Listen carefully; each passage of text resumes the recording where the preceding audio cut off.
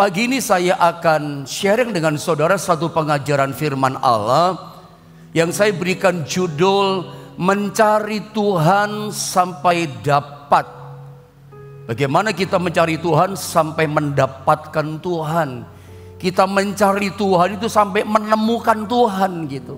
Pertanyaan saya kepada saudara pagi ini sebelum saya sharing firman, apakah saudara dalam hidupmu sudah mendapatkan Tuhan?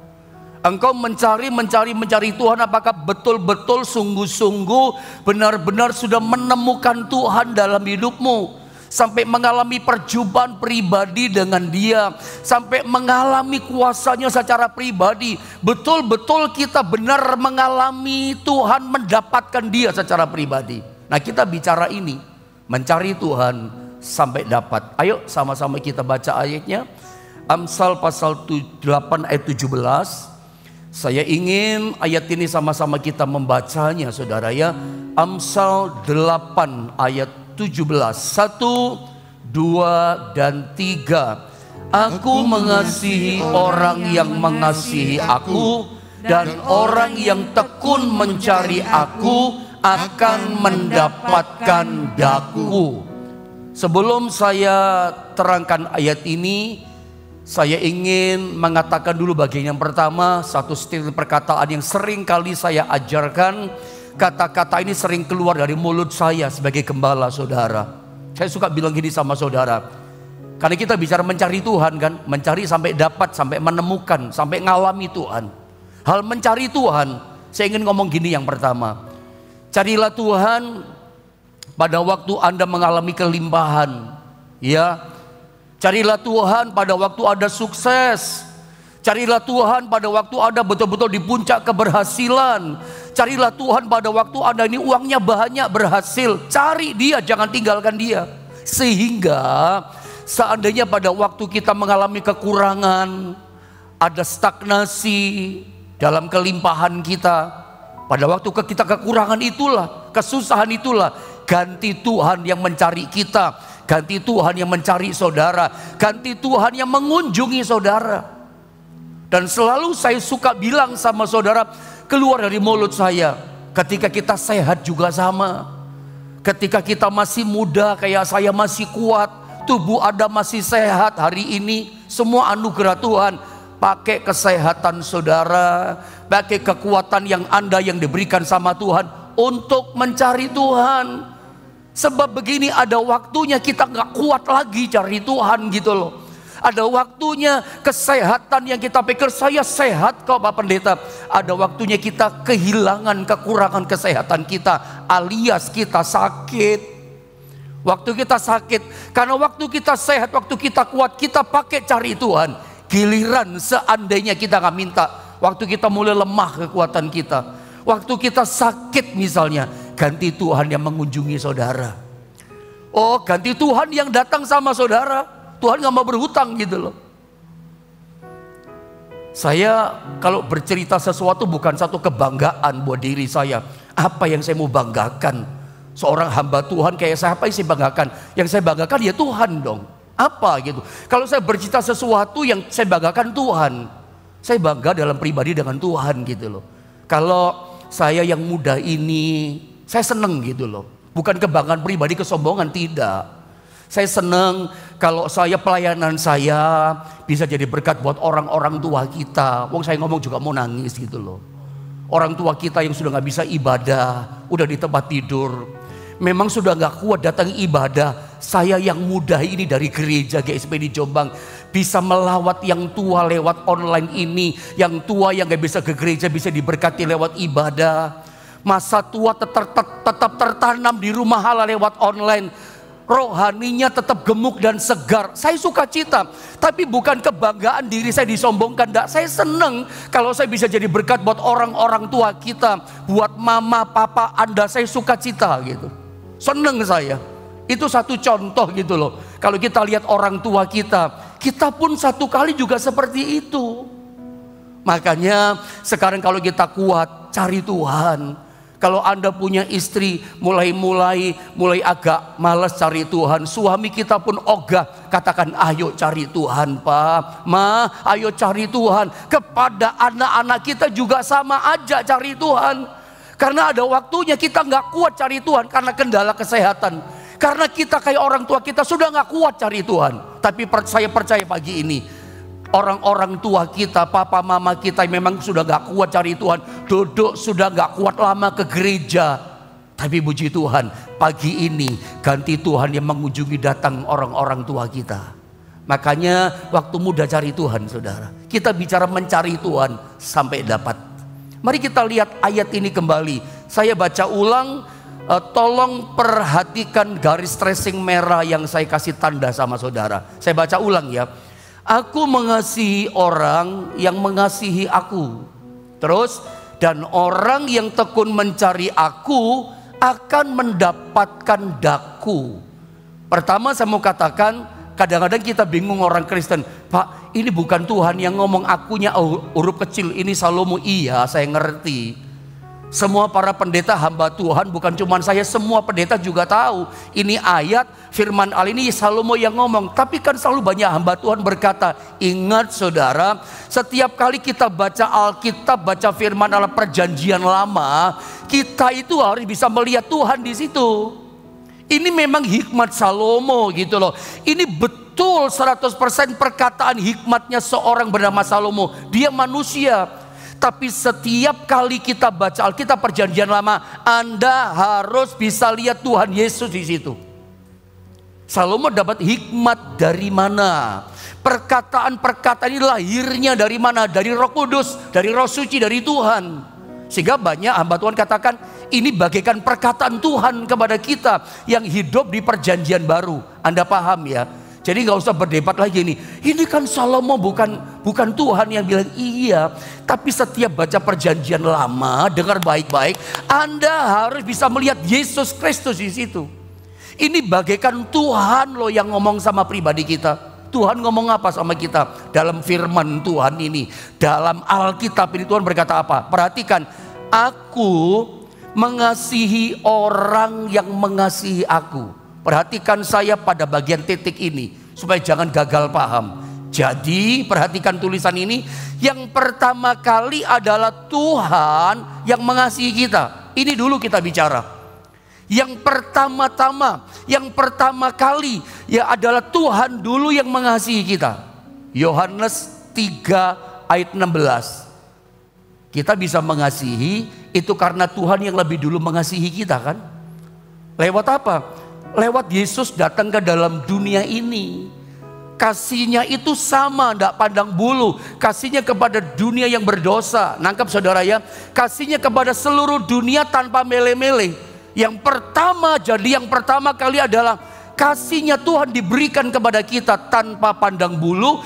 Kasihnya kepada dunia yang najis, dunia yang gelap, dunia yang jahat, dunia yang terhilang. Kasihnya diberikan tanpa perbedaan, tanpa pandang bulu.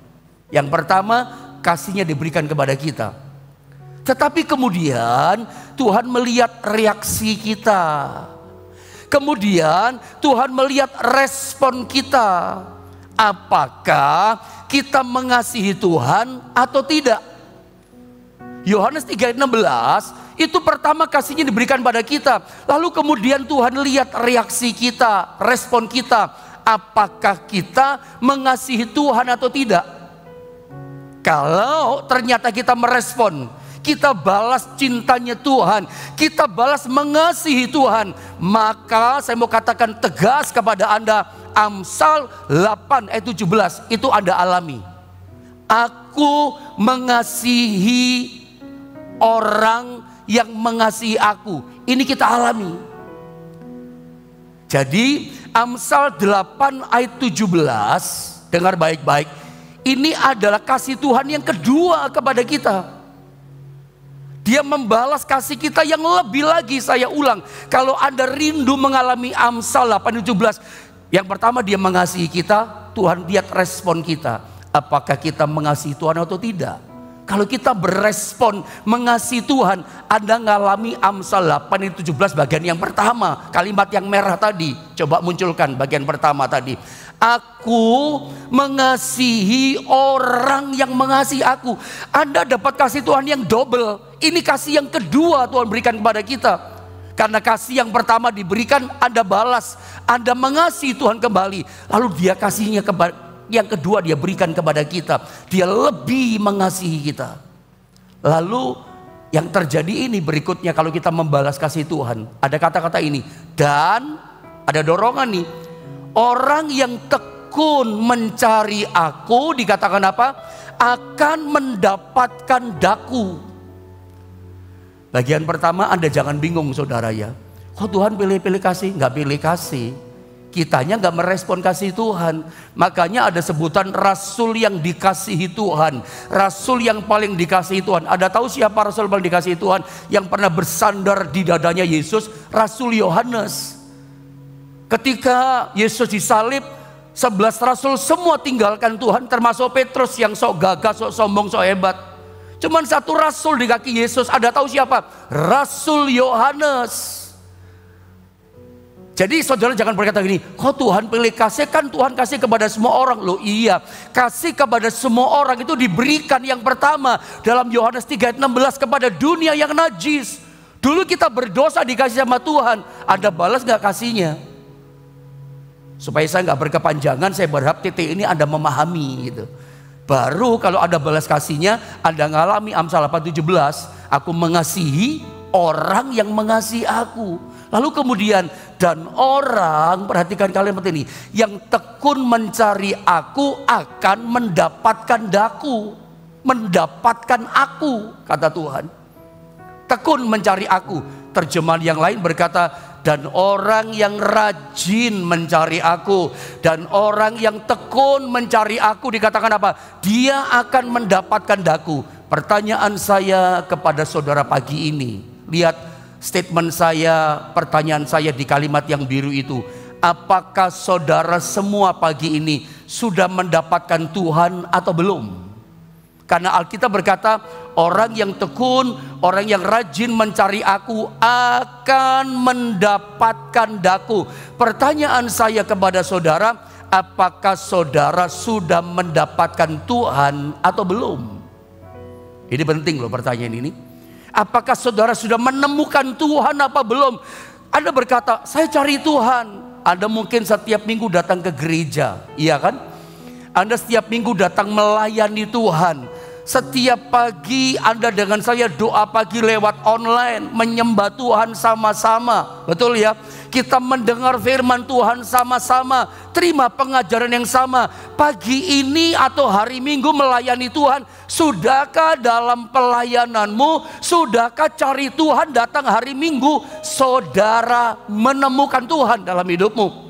Datang tiap minggu melayani ibadah online, sudahkah engkau mendapatkan Tuhan? Berjumpa dengan Tuhan, ngalami perjumpaan secara pribadi dengan Tuhan atau belum? Ini pertanyaan penting buat saudara. Karena ada orang berkata, saya melayani Tuhan, ngalami Tuhan enggak? Saya sambung dengan satu ayat bicara kita sudah mengalami Tuhan atau belum. Saya sambung dengan ini supaya lebih terbuka pemahaman kita. Matius 7 ayat 7 dan 8. Saya minta Bapak David Endarto deh baca ini, biar kebagian Pak David baca ayat ini ya. Matius 7 ayat 7 sampai 8. Mari Pak David. Mintalah, maka akan diberikan kepadamu. Carilah, maka kamu akan mendapat. Ketuklah, maka pintu akan dibukakan bagimu. Ayat 8. Karena setiap orang yang meminta menerima, dan setiap orang yang mencari mendapat, dan setiap orang yang mengetuk baginya pintu dibukakan. Saudara perhatikan baik-baik. Menurut saya, sepanjang saya baca Alkitab, Kejadian sampai Wahyu, menurut saya tidak ada ayat firman Allah, tidak ada janji yang Tuhan katakan kepada kita sepositif ayat ini. Ayat ini positif banget loh. Sejak saya sekolah Alkitab belajar firman Allah, tidak ada menurut saya ayat yang sepositif ayat ini. Ayat ini super banget gitu loh. Perhatikan ya, saya baca ulang ya. Kenapa saya katakan super banget nih, positif banget. Ayat 7 Anda lihat. Mintalah, dikatakan koma, maka akan diberikan kepadamu. Nggak ada embel-embelnya loh. Nggak ada berkata gini, kamu akan diberi kalau kamu doa puasa semalam suntuk.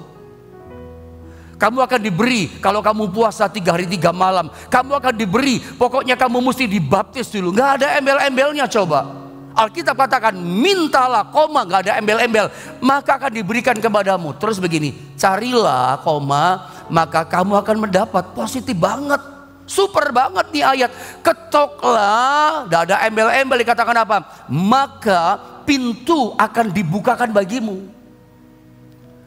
Lebih super duper lagi, lebih hebat lagi, di ayat 8 dikatakan begini, karena setiap orang yang meminta menerima. Nah, ada embel-embel saudara ya. Ini super duper loh, janjinya positif banget ya. Setiap orang yang meminta menerima. Apalagi, dan setiap orang yang mencari, koma, mendapat, dan setiap orang yang mengetok, koma, baginya pintu dibukakan. Pertanyaan saya kepada saudara, apakah saudara yakin? Apakah saudara percaya? Apakah saudara punya iman mengimani ayat ini ya dan amin? Saya mau tanya sama saudara, tolong dijawab lewat chatting. Apakah saudara percaya Matius 7 ayat 7 dan 8 ini bisa terjadi dalam hidup kita? Saudara percaya? Saudara punya iman gak ayat ini ya dan amin buat saudara? Saudara punya iman gak ayat ini Matius 7 ayat 7 dan 8 ini bisa kita alami gitu loh?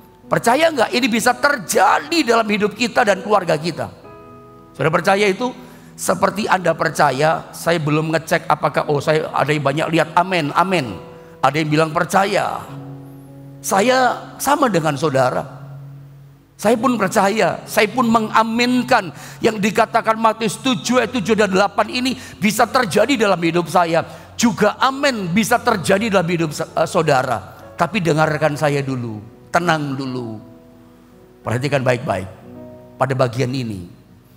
Kalau saya sebagai hamba Tuhan boleh berkata jujur, yang ditulis oleh Alkitab ini seringkali gini ya, berbeda dengan yang kita alami.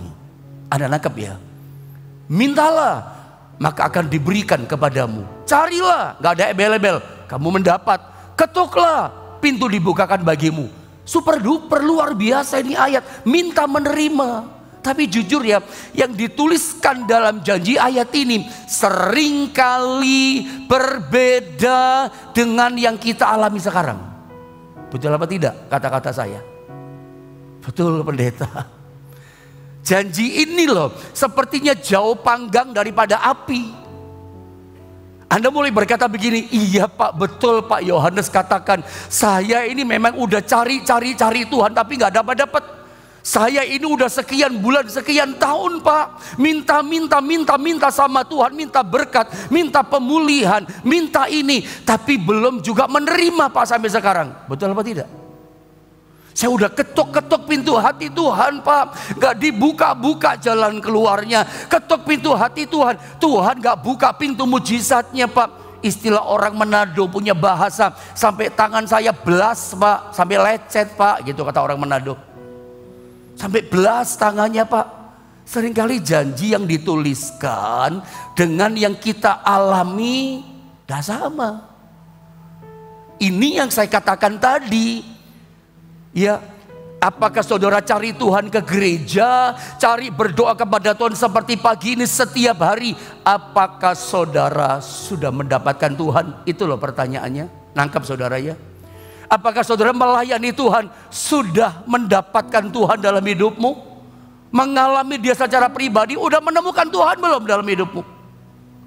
Karena ternyata untuk mendapatkan Tuhan tadi, menemukan Tuhan pada waktu kita cari Tuhan, pada waktu kita meminta, itu tidak semudah itu. Alkitab katakan apa?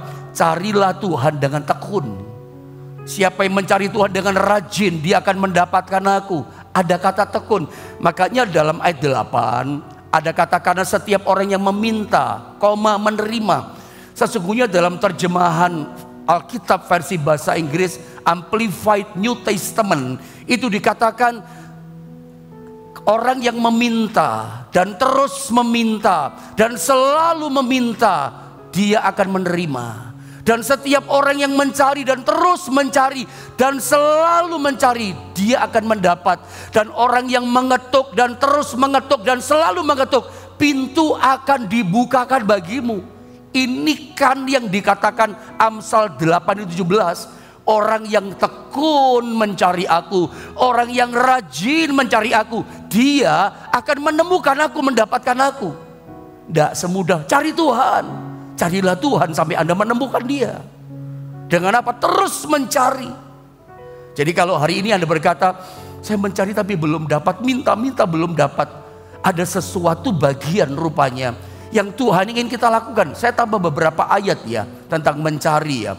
Amos pasal 5 ayat 6 supaya lebih mantap maksud saya. Beberapa ayat mencari. Coba sama-sama kita baca bagian singkat ayat ini. Amos 5 ayat yang ke-6. 1, 2, dan 3. Carilah aku maka kamu akan hidup. Cari Tuhan. Ternyata cari ini bukan sekedar cari, datang ibadah hari Minggu. Cari sampai kita dapat. Orang yang cari Tuhan dikatakan akan hidup. Hidup itu berarti menang.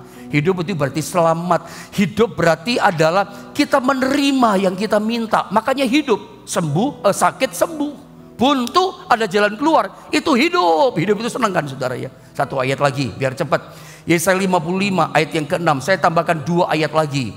Saya baca ini dengan cepat. Yesaya 55 di ayat yang ke-6. Carilah Tuhan selama ia berkenan ditemui. Berserulah kepadanya selama ia dekat. Selama dia dekat. Persoalannya waktu kita cari Tuhan, ketemu gak sama Tuhan? Itu lagi pertanyaan saya. Saya tambah 1 ayat lagi. Matius 6 ayat 33, ayat hafalan kita. Ayo sama-sama kita baca ayat ini. Sama-sama kita baca ayat ini 2 dan 3. Tetapi carilah dahulu kerajaan Allah dan kebenarannya, maka semuanya itu akan ditambahkan kepadamu. Ayat ini pun super loh ya. Ayat ini pun positif. Cari Tuhan dan kerajaannya, cari Tuhan lebih dulu dan kebenarannya, maka semuanya akan ditambahkan kepadamu. Kita mendapati, kita minta. Tapi ternyata seringkali berbeda yang kita alami. Kita cari-cari gak dapat-dapat, minta-minta gak dapat-dapat Pak Pendeta. Karena ternyata bukan sekedar mencari. Orang yang tekun mencari aku, orang yang rajin mencari aku, orang yang meminta dan terus meminta dan selalu meminta, ada putus asa, dia akan mendapat. Jadi ada bagian yang Tuhan suruh kita lakukan. Kalau hari ini dengan kata lain saya berkata pada Anda belum mendapatkan janji Tuhan ini. Anda sudah cari, Anda belum menemukan. Anda sudah meminta-minta kepada Tuhan, Anda belum mendapatkan. Berarti ini ada yang kurang, ada yang salah dengan kita. Jangan salahkan Tuhan. Kalau ada yang kurang, pasti kita yang kurang. Ada yang salah, ya pasti salahnya kita mesti perbaiki. Ada seorang pernah bercerita kepada saya, ketika dia mau pergi ke Amerika, susah banget. Sejak peristiwa 11 September, gedung kembar itu, gedung tower itu dibom itu saudara ya, di Amerika. Orang Indonesia agak susah pergi ke Amerika. Ada tuh masa-masa itu ya, ngerti maksud saya ya. Ada seorang anak Tuhan di Jakarta cerita sama saya 8 kali loh Pak, minta visa ke Amerika gak dapat. Lalu bagaimana? Ya memang saya yang kurang persyaratannya, saya nggak ngeh. Berkali-kali pihak kedutaan berkata, saya ingin memberikan visa kepada kamu ke Amerika, tapi persyaratannya ada yang kurang, datang ada yang kurang. Makanya nggak dapat visa terbang pergi ke Amerika. Jangan-jangan kita seperti itu. Anda jangan salahkan Tuhan dong. Kalau yang salah itu pasti kita, yang kurang ya pasti kita. Ada yang belum, persyaratannya belum dipenuhi. Anda datang ke gereja, ibadah hari Minggu kebaktian, ada ibadah online seperti ini, atau Anda sedang melayani Tuhan, menemukan Tuhan ya. Ketika Anda nggak mengalami jamahan, Anda nggak mendapatkan, menemukan perjumpaan dengan Tuhan, jangan salahkan gerejanya. Gerejanya sih ini, kok gerejanya yang salah? Jangan salahkan pendetanya, gembala kita, gembalanya sih gini. Jangan salahkan worship leadernya, pelayan pujian. Jangan salahkan singernya. Jangan salahkan pemain musiknya. Juga jangan salahkan orang di depan saudara, belakang saudara, kanan saudara, kiri saudara. Habis dia gini, depan saya habis. Enggak, bukan itu. Jangan-jangan masalahnya di kita, masalahnya. Saya coba tunjukkan beberapa hal. Kenapa kita nggak mendapatkan Tuhan?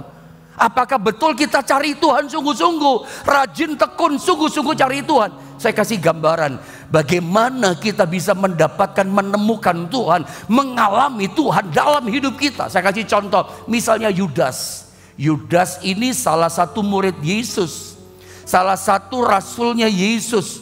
Selalu ada di dekat Yesus, di mana Yesus berada, ikut Yudas. Pertanyaan saya, apakah Yudas ini ikut Yesus? Dia cari Yesus, sungguh-sungguh cari Yesus pribadinya? Menurut Anda? Tidak. Cari apa? Cari keuntungan. Cari apa? Cari uang. Terbukti dialah si Yudas yang menjual Yesus dapat untung 30 keping perak. Iya kan? Ternyata kita ketemu orang ini, tokoh ini nggak sungguh-sungguh cari Tuhan. Ada cari Tuhan, menemukan Tuhan? Tidak. Jangan-jangan Anda nggak terlalu serius. Anda kurang sungguh-sungguh cari Tuhan, makanya nggak dapat. Seperti orang cari visa tadi. Lihat Petrus. Petrus ini murid Yesus, rasul Yesus. Sebelum dia penuh Roh Kudus, ini yang saya katakan, apakah betul dia cari Tuhan? Enggak. Cari apa? Popularitas. Cari pengaruh. Cari keterkenalan supaya di antara murid dia yang paling top. Ketika Yesus berkata soal penderitaan, singkat kata begini, Petrus berkata begini, semua orang boleh tinggalkan engkau, aku tidak pernah tinggalkan engkau. Aku setia, aku rela mati buat engkau Tuhan. Aku rela dipenjara, dianiaya bersama dengan engkau. Langsung Yesus berkata, Petrus, ingat ya perkataanku. Sebelum ayam berkokok, kamu sudah menyangkal aku 3 kali. Yesus tahu bahwa dia nggak sungguh-sungguh ngomong itu. Belum nyampe ke sana pencariannya akan Tuhan. Yang dia cari bukan Tuhan loh waktu itu. Popularitas, kedudukan, dan seterusnya. Ada seorang perempuan bernama Hana. Dia berdoa di rumah Allah. Orang ini betul-betul cari Tuhan loh, sampai nangis. Imam Eli berpikir dia mabuk. Aku tidak mabuk. Aku mencurahkan hatiku kepada Tuhan. Aku mencurahkan semua keluhanku kepada dia. Dan Tuhan menjawab doanya, Tuhan buka kandungannya. Ini orang yang sungguh-sungguh mencari Tuhan. Apakah saudara sudah mendapatkan Tuhan? Saya kasih ayat ya supaya lebih melandas. Ini pengajaran firman. Semakin Anda tangkap, semakin terbuka Anda terima. Bagaimana mendapatkan Tuhan? Saya baca ayat ini. Matius 13 ayat 45 sampai 46 ya. Demikian pula hal kerajaan sorga. Dikatakan apa? Seumpama seorang pedagang yang mencari mutiara yang indah. Orang di zaman dulu yang bisa lebih kaya dari seorang raja, kekayaannya itu saudagar atau pedagang. Sama sampai hari ini. Ya, raja itu bisa kalah kekayaannya itu hanya dengan saudagar atau pedagang. Dan saya mau katakan dari awal, pedagang saudagar yang kaya raya ini gambaran pribadinya Yesus. Cari mutiara yang indah. Siapa mutiara yang indah? Gerejanya, orang percaya. Mutiara yang indah itu Anda dan saya. Makanya sampai dia beli dengan harta yang mahal. Dia tinggalkan tata sorga, dia tinggalkan kekayaan kemuliaan sorga untuk mencari mutiara yang indah itu, membeli dengan harga yang mahal darahnya. Mutiara yang indah itu adalah Anda dan saya. Dalam ayat ini digambarkan, dikatakan setelah ditemukan mutiara yang sangat berharga. Ini bicara mutu, mutiara berharga. Saudagar dalam cerita ini rupanya dia membeli sesuatu yang sangat berharga, sesuatu yang berkualitas, yang bermutu, itu mutiara. Dulu belum ditemukan semacam apa yaitu berlian belum. Yang berharga itu adalah mutiara yang paling berharga, berkualitas. Ia pun pergi menjual seluruh miliknya, lalu membeli mutiara itu, tinggalkan sorga untuk dapatkan mutiara itu. Mutiara yang berharga. Jadi Tuhan itu kalau cari sesuatu, dengarkan saya, yang dia cari itu yang berharga, yang dia cari yang berkualitas, yang dia cari yang bermutu. Nangkep saudara? Kita seringkali cari Tuhan, tapi carinya nggak bermutu. Maaf di kata-kata saya, agak keras saya ngomong. Tapi terima pengajaran ini dengan kerendahan hati. Kita menyembah Tuhan, apakah penyembahan kita berkualitas? Koreksi buat saya, koreksi buat saudara. Apakah kita mendengar firman Allah waktu mendengar? Apakah waktu mendengar itu dengan waktu yang berkualitas? Maafkan saya, atau Anda dengan nyambi? Ini bahasa Jawa nyambi. Orang-orang luar pulau ngomong apa ya nyambi? Saya bingung juga nyambi itu apa. Sambil ini sambil itu nyambi. Berkualitas enggak? Jangan-jangan kita ke gereja, datang di rumah Tuhan, duduk di kursi kita, cara kita mencari Dia, cara kita menyembah Dia, nggak berharga di mata Dia, nggak bermutu, nggak berkualitas. Sementara Tuhan itu selalu mau menemukan yang Dia cari. Yang Dia cari adalah yang berharga, yang berkualitas, yang bermutu. Saya pun sebagai hamba Tuhan yang muda, bukan kebanggaan saudara ya. Saya pun berusaha menyiapkan firman juga yang baiklah begitu ya. Yang bermutu lah gitu. Persiapan saya pun persiapan bermutu. Kadang kalau saya lagi persiapan, ya minta ampun kalau saya salah sama Tuhan. Kalau kadang anak saya ganggu ya kadang saya marah. Kadang istri saya juga gini, ada kepala ini kalau saya diganggu persiapan firman juga kadang saya marah juga. Ya kalau saya salah ya minta ampun. Tapi tujuan saya cuma satu, saya ingin menyiapkan di mata Tuhan yang berkualitas. Saya ingin memberikan yang terbaik untuk Tuhan, bukan hanya untuk jemaat yang saya layani. Karena saya ngerti yang Tuhan cari itu yang mutu. Dari pelayanan saya, dari kehadiran kita menyembah yang Tuhan cari itu. Makanya ada kata tekun gak kamu cari aku, rajin gak, itu bicara mutu loh. Mutiara pun dia cari yang mutu. Kalau Anda sudah mendapatkan Tuhan karena bermutu pencarianmu, gak usah khawatir. Saya bacakan satu ayat Amsal 8 18-21. Saya baca ini ayat terakhir buat kita. Saya baca ya. Kekayaan dan kehormatan ada padaku. Lagi-lagi ini gambaran Tuhan loh. Perkataan firman memang dikatakan Salomo, tapi Anda mesti melihat Tuhan dalam diri hikmat ini. Tuhan berkata, firman berkata, kekayaan dan kehormatan ada padaku, juga harta yang tetap, berkat yang tetap, rezeki yang tetap, dan keadilan itu ada pada Tuhan. Makanya waktu ada cari Tuhan, cari yang bermutu. Maafkan ya kata-kata, seringkali kita cari Tuhan tidak bermutu. Yang kita cari apa? Harta. Kehormatan. Yang kita cari, beri aku kekayaan. Nanti Anda kalau dapat kekayaan jangan-jangan gak dapat Tuhan. Tapi kalau Anda cari Tuhan sungguh-sungguh berkualitas, Anda dapatkan Tuhan, Anda menemukan Tuhan, Anda ngalami Tuhan. Di dalam Tuhan ada harta yang tetap, di dalam Tuhan ada keadilan. Kalau Anda merasa aku diperlakukan tidak adil, di dunia gak ada keadilan. Mau dapat keadilan dari Tuhan, pertolongan yang adil dari Tuhan, dapat Tuhan, dapat keadilan, dapat Tuhan, dapat kehormatan, dapat Tuhan, dapat kekayaan. Di dalam Tuhan ada kekayaan, dalam Tuhan ada kehormatan, dalam Tuhan ada harta yang tetap, dalam Tuhan ada keadilan. Jangan cari kehormatannya, jangan cari kekayaannya, cari Tuhan berkualitas. Di dalam Tuhan ada semua yang kita butuhkan. Ada lagi 19. Buahku lebih berharga daripada emas, bahkan daripada emas tua. Hasilku lebih daripada perak pilihan. Aku berjalan pada jalan kebenaran di tengah-tengah jalan keadilan. Sama-sama baca 21 lalu selesai. 2, 3. Supaya kuwariskan harta benda kepada yang mengasihi aku, dan kuisi penuh perbendaharaan mereka. Sudah lihat dalam ayat ini, supaya kuwariskan harta kepada orang yang mengasihi aku. Jadi kalau saudara mendapatkan Tuhan karena saudara sungguh-sungguh berkualitas mengasihi Tuhan, tidak usah khawatir, kuwariskan harta kepada kamu.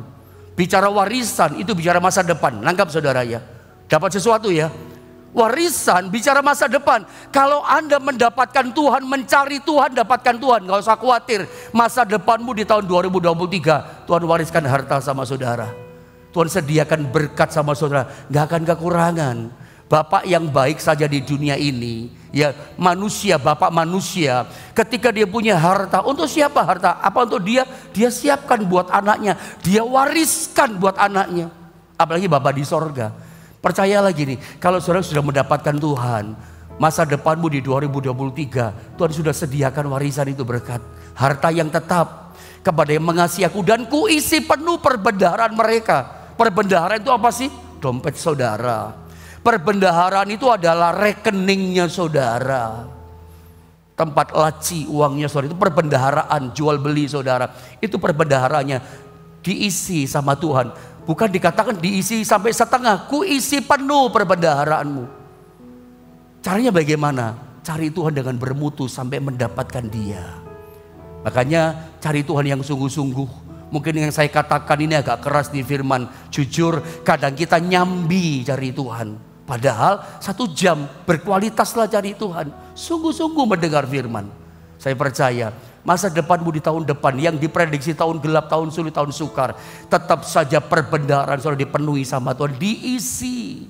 Anda dapatkan Tuhan, Anda dapatkan semua yang kita butuhkan. Yang dicari dunia itu mencari saudara. Mari kita menyembah Tuhan.